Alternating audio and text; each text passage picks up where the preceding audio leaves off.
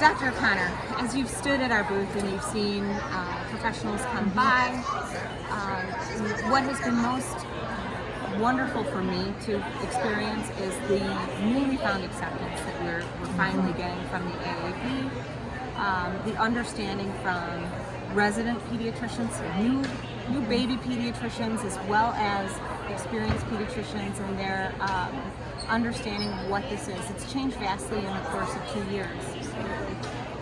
What do you think, the implications are of the work that you are doing for the community and in furthering the acceptance of PANDAS and PANS throughout the community as well as throughout the world? Well, I think not only this study, but I think a lot of studies that are ongoing currently are going to continue to change the perception and increase the acceptance. We've been so lucky to be able to present our data so far at the European Academy of Pediatrics, the European Academy of Immunology.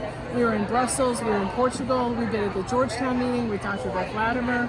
We had great interest there at the audience, and a lot of people there had great questions. So what I think is that it's going to springboard acceptance within associations like the Academy of Pediatrics, because as you know, their guidelines still don't recognize this disease. They still don't recognize treatment of using IVIG for this disease.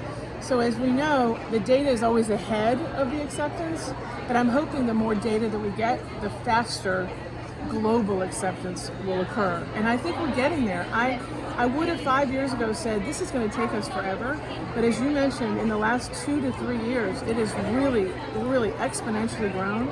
And I think doing studies like the one that we did and that others are doing is going to make that even easier.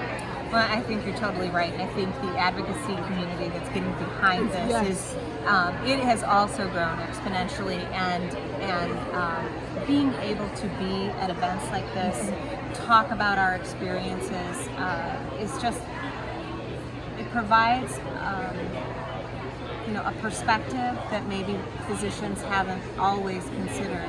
And research is kind of cold and clinical, and to hear both from the researchers as well as the patient community, it has really been enlightening, I think, for physicians, and especially here at the AAP. And that, we're hopeful that we're going to see greater changes because of both of these avenues of work. Absolutely. And I will say, one thing I know about physicians is sometimes when physicians don't know about a disease, they get scared and they say, oh, well, I don't know anything about it, it must not exist.